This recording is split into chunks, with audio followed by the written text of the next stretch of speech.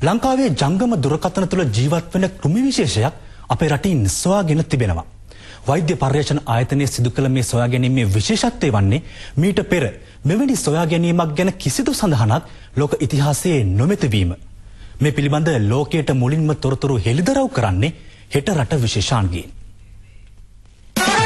හෙට අට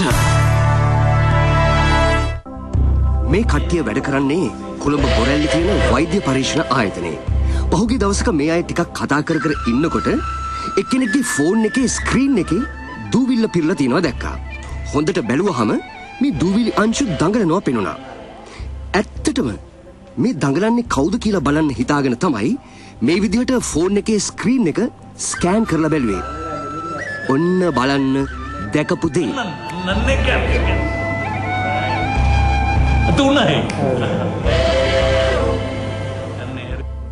මේ දඟලන්නේ කවුද කියලා අන්වික්ෂයකට දාලා බලනකොට ඒ සත්තුන්ගේ ඇගේ තියෙන අඬු කොටස් දකින්නත් පුළුවන් වුණා.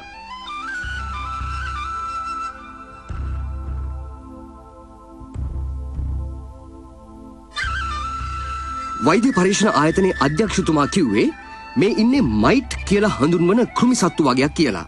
මේම වාර්තා වුණේ පාවිච්චි කරමින් තිබුණ ටෙලිෆෝන් එක.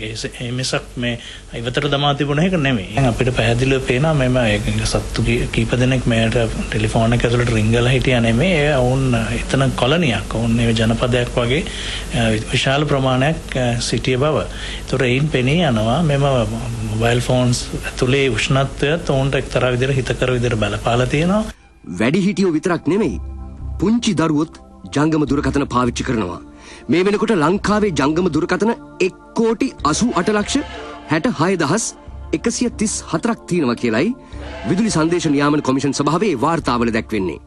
ඔබ මීට පෙර දේශීය හෝ විදේශීය ජනමාධ්‍යකින් මේ ප්‍රවෘත්ති ඇහුවේ නැති වුණාට මේ සත්වයා හොයාගෙන දැනට දවස් 4ක් වෙනවා. මේ ගෙවුණු කාලය තුල අපි බැලුවා අන්තර්ජාලය ඔස්සේ මෙවැනි සොයා ගැනීමක් ලෝකේ කොහේ හෝ වාර්තා වෙලා තියෙනවද කියලා මීට පෙර. ඒ වගේම අපි මේ පිළිබඳ විද්වතුන්ගෙන් විමසා බැලුවා. නමුත් එවැනි කිසිම සඳහනක් අපිට ලැබුණේ නැහැ. මේ විදිහට කෝල් ගන්නකොට මේ කෘමි සත්තු බොහොම ලෙහෙසියෙන් අපේ කනට ඇතුල් වෙන්න පුළුවන්. මෙම වර්ගයේම ඉන්න මයිටයා තමයි ස්කේබීස් කියන සමය රෝගය ඇති කරන්නේ. ඕන් සමතුල කුහර සදාගෙන තමයි ජීවත් වෙන්නේ. ඉතින් අපි හිතලා බැලුවොත් මේ වගේ සතෙක් සමහර විට කන ඇතුළට රිංගගෙන කන ඇතුලේ සමේ කුහරයක් සදාගත්තොත් මේ ප්‍රතිකාර කිරීම පවා අසීරු වෙන්න පුළුවන්. අපි ඒ නිසා තමයි මේ ගැන වැඩි සැලකිලිමත් වෙන්නේ.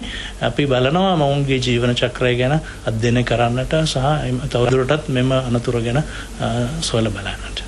ස්ක්‍රීන් එකේ දූවිල්ල තියෙනවා නම් ඒක මේ කෘමි සත්තුන්ට ජීවත් වෙන්න පහසුවක්. මේ වෙලාවේ හෙට රට නරඹන ඔබේ ජංගම දුරකථනයත් පරීක්ෂා කරලා බලන්න.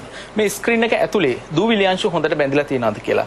බැරි වෙලාවත් මේ දූවිලි අංශු චලනය වෙනවා ඔබ දැක්කොත් වෛද්‍ය පරීක්ෂණ ආයතනයට කතා කරන්න.